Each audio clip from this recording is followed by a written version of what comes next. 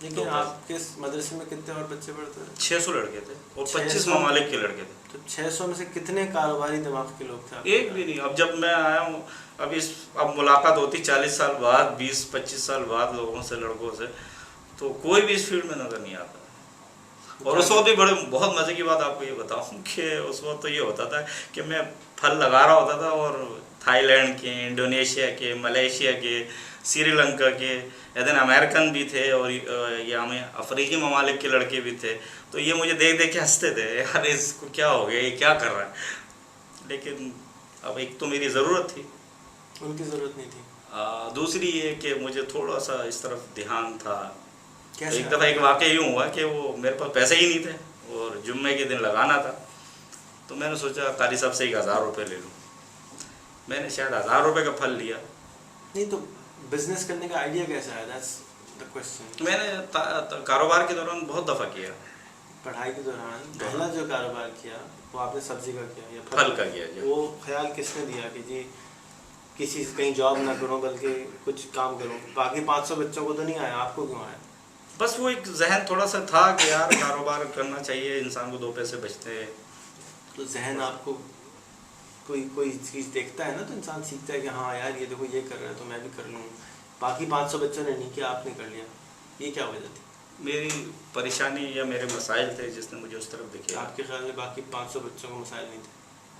میرے زیادہ تر تو یہ دیکھے تھے کہ جو بھی لڑکا وہاں پڑھ رہا تھا یا جو کچھ بھی تھا اس کا کسی نہ کسی سمت سے اخراجات پورے ہو ہی جاتے تھے. زیادہ تر صرف آپ کے نہیں ہو رہے تھے؟ نہیں صرف میرے تو نہیں کہہ سکتا, اور بھی بہت سارے ہوں گے, لیکن کسی کا دھیان اس طرف گیا نہیں یا کیا نہیں کسی نے.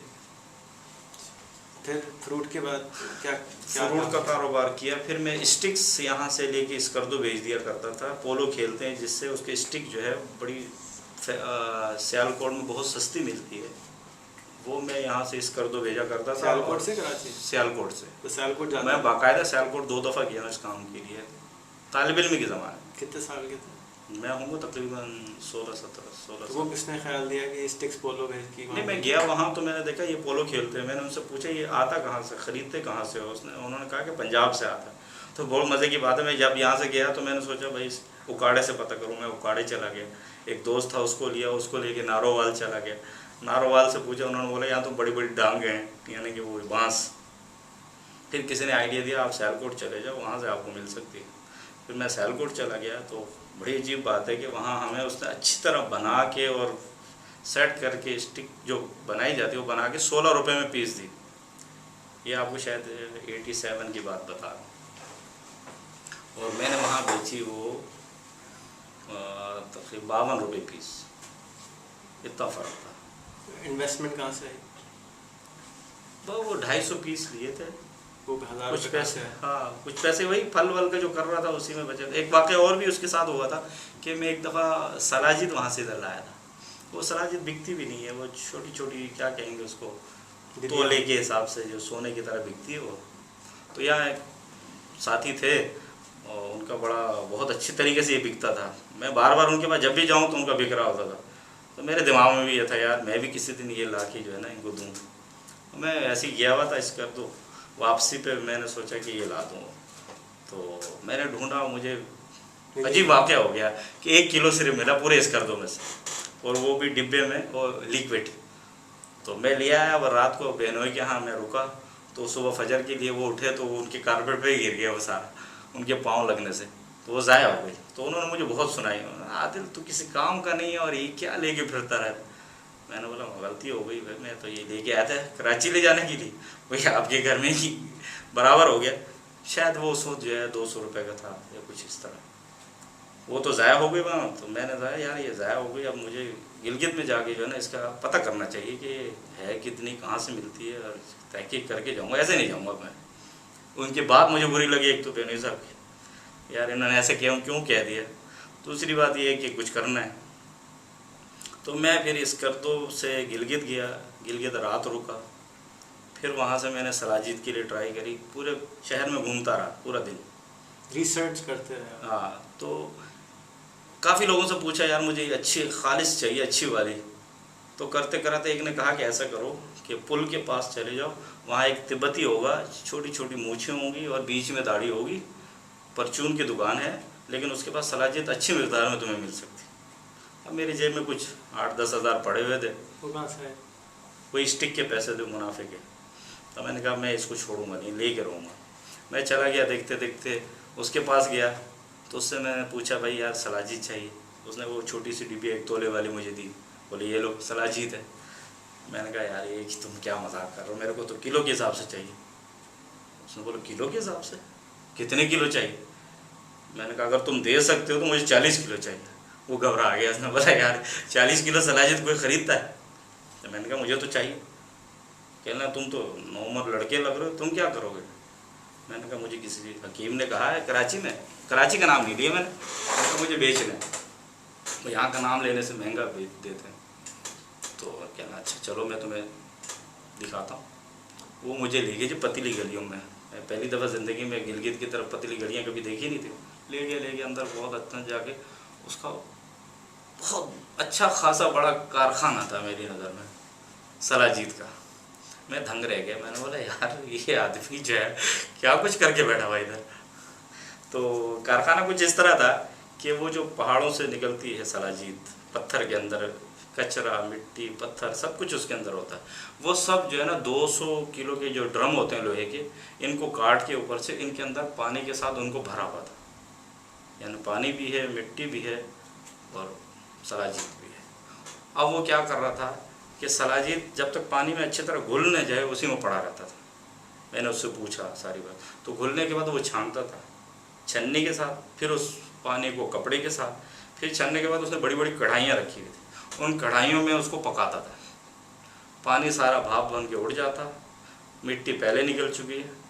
خالص صلاحیت جو ہے نا وہ 5-5 کلو کی اس نے, جس طرح ہمارے یہاں دہی جماتے ہیں اس طرح صلاحیت جما کے رکھی ہوئی تھی. اس نے مجھے دکھایا بھائی یہ مال رکھا ہوا ہے.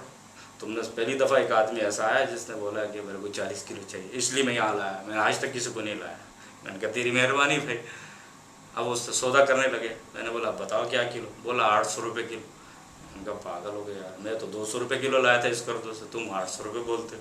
کرتے کرتے 300 روپے میں اس کردو میں سستی کیوں تھی؟ اس وقت اور سفر مشکل تھا جانا آنا. اب تو بہت میں دیکھتا ہوں اتنی گاڑیاں آتی ہیں اور جاتی ہیں, پہلے ایسا کچھ نہیں تھا. تو اس نے کہا کہ 300 روپے میں ہمارا طے ہوا. 40 کلو میں نے اس سے لیے, 5-5 کلو کی تھیلیاں بنوائیں, وہ بیگ میں رکھوائے, کندھے پہ رکھا, پیسے اس کے ہاتھ میں دیے, یہ جاؤ اچھا. اب میں آ گیا. راستے میں پولیس والوں نے 2-3 جگہ تنگ کیا, 100 روپے ان کو دیے. اللہ اللہ خیر سے میں کراچی پہنچ گیا. جب کراچی پہنچا تو بیچنے کا مسئلہ آ گیا کہ بھائی صلاحیت تو بیچی نہیں. ہاں کہ بھائی ایک دفعہ تو لاہور میں تو بڑا اس نے پولیس والے نے بہت تنگ کیا. یہ تو ممنوع اشیاء تم کدھر لے جا رہے؟ اچھا میں کسی حکیم صاحب کا پرچہ لکھوا کے گیا ہوا تھا کہ یہ حکیم صادق صاحب ہیں, 3 اٹی پہ ہوتے ہیں, ان کا یہ پرچہ. انہوں نے بولا میری ضرورت ہے مجھے لا دو. تو آپ اس طرح تو نہیں کرو بھائی, میرے پاس پرچہ موجود ہے. انہوں نے کہا اچھا 100 روپے دو, نہیں تو ہم نہیں اتریں گے, تمہیں بھی اتاریں گے, تمہارا ٹکٹ بھی ضائع ہو جائے گا. میں نے کہا اچھا بھائی لے لو جو بھی تم نے لیا. خیر میں لیا ہے. اب یہاں بیچنے کا مسئلہ ہو گیا. میں ایک تولہ بنا کے جو ساتھی بیچتے تھے ان کے پاس لیا ہے اور ان کو دیا. میں نے بولا بھائی صاحب اس کو اچھی طرح دیکھ لو, یہ بالکل خالص مال ہے, تمہیں کہیں اپنے اعتبار سے جو بھی تحقیق کرنی تفتیش کرنی وہ کر لو. اس نے میرے سامنے ماچس جلائی, اس کو چیک کیا, اس کی دھار چیک کرتے ہیں, لکیر کتنی دور جاتی, خوشبو چیک کرتے ہیں, وہ کرا, سب کچھ کرا. کہتے ہیں ہاں یہ تو خالص ہے. مجھے کہتا ہے بھاؤ. میں نے کہا آپ بتائیں. اس نے منہ سے 1200 روپے بول دیا پر کلو. اب میں نے بولا یہ 1200 بول رہا ہے, اس کا مطلب کچھ ہے اس میں کچھ زیادہ ہی بول دوں. میں نے بولا بھائی 1200 روپے میں تمہیں دینے والا نہیں, 2500 روپے کلو ہوگا. اب وہ پریشان ہو گئے. اچھا خیر وہ 12 سے 15 پہ آئے, میں 2000 پہ آیا, طے نہیں ہوا, میں چلا گیا.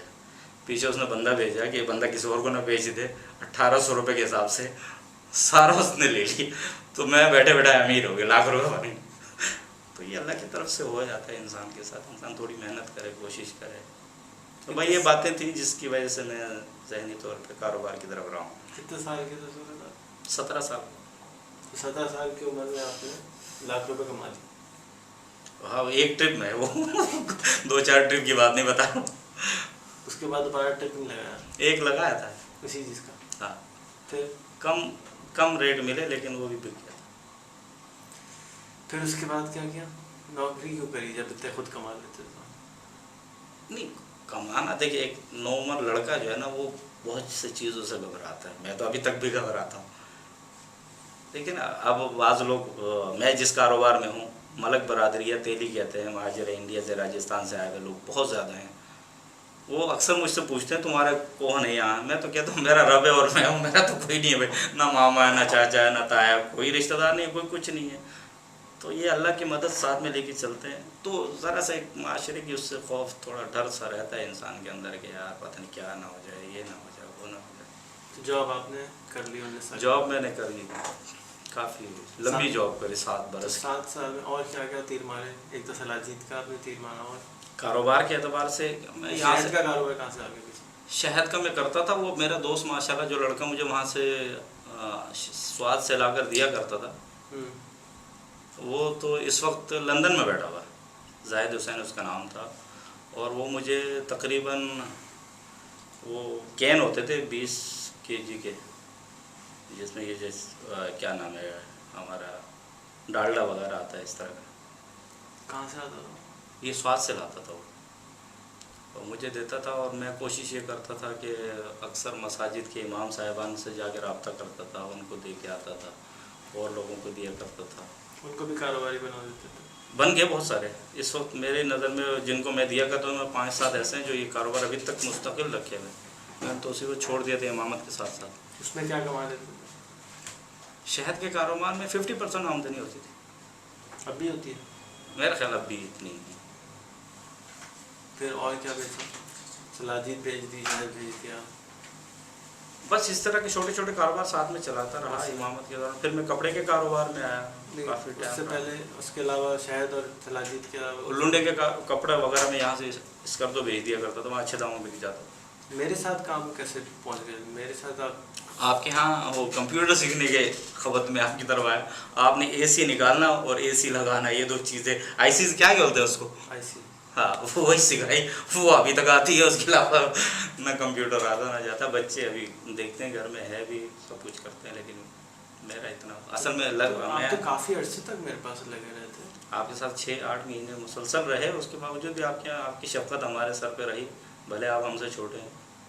صحیح، تو صحیح، اور پھر اس کے بعد کپڑوں کا کچھ کاروبار کیا؟ کپڑے کا کاروبار بہت اچھا رہا، اور میں سمجھتا ہوں وہ دن میرے بہت ہی خوبصورت تھے، بہت اچھے تھے۔ 4 سال میں نے یہ کاروبار کیا۔ کیا کرتے تھے؟ کاروبار یہ تھا، اس پہ بھی ایک واقعہ ہے، ایک کہانی ہے۔ ایک دن میرا ایک معمول تھا کہ میں عشاء کی نماز پڑھ کے طارق روڈ پہ کھانا وانا کھا کے ٹہلنے چلا جایا کرتا۔ تو ایک دن میں ٹہل رہا تھا، تو ایک خالی پلاٹ کے سامنے ایک پٹھان صاحب اور آپ کے دلی برادری کے ایک وہ دلکشا والے، نقی دلکشا والے، وہ بحث کر رہے تھے۔ تو اللہ میاں نے ایک دماغ میں ایک بات ڈالی کہ ہو سکتا ہے یہ پلاٹ ان کا اپنا ہو۔ اب وہ بس اللہ کی طرف سے ان سب کو غیبی مدد، جس کو ہم ایک جملے میں کہتے ہیں، تو دھیان میں آئی یہ پلاٹ ان کا ہو سکتا ہے۔ بات آئی گئی ہو گئی، کچھ دنوں بعد خیال آیا بھائی یار امامت کے ساتھ کپڑے کا کام بھی کر لینا چاہیے۔ اس وقت میں ڈی ایم ایس اسکول میں ٹیچر بھی تھا، پڑھایا کرتا تھا اسلامیات، اردو، اور یہ کیا کہتے ہیں ہم، پاکستانی اسٹڈیز۔